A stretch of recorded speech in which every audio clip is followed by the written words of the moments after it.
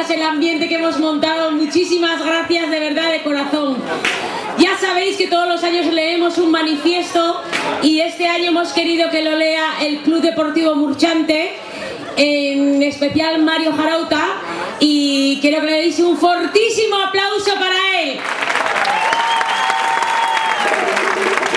Hola, buenas.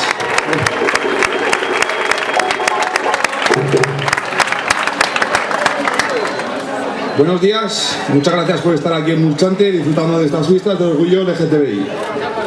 Hoy es un día muy importante para todas las personas de este colectivo porque pueden celebrar y reivindicarse libremente el amor sin miedo al que dirán o qué miradas les echarán por mostrarse tal y como son en público. Y es que al fin y al cabo de eso se trata, de amar y de dejar amar, de respetar.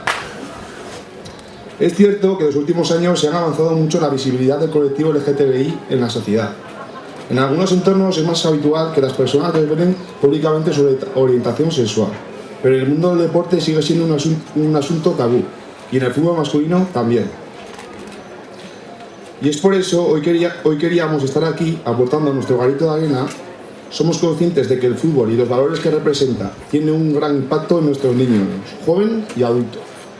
Creemos que se necesitan referentes de deportistas LGTBI para contribuir a reforzar la igualdad y la diversidad de nuestra sociedad, así como para hacer más fácil la salida del armario a aquellas personas que aún no han podido hacerlo por miedo a represalias. Desde el club apoyamos y respetamos una sociedad plural, abierta y diversa. Queremos que el Club Deportivo Murchante sea un ejemplo en ese sentido.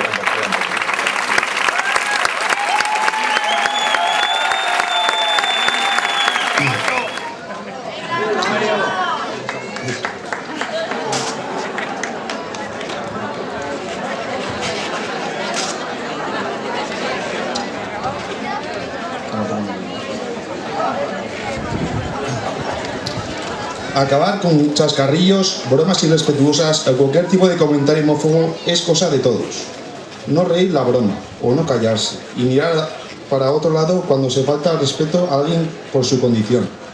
Son pequeñas acciones que debemos hacer para eliminar los valores negativos y humillantes asociados históricamente con las personas no heterosexuales. El amor es el amor y eso debería estar por encima de todo.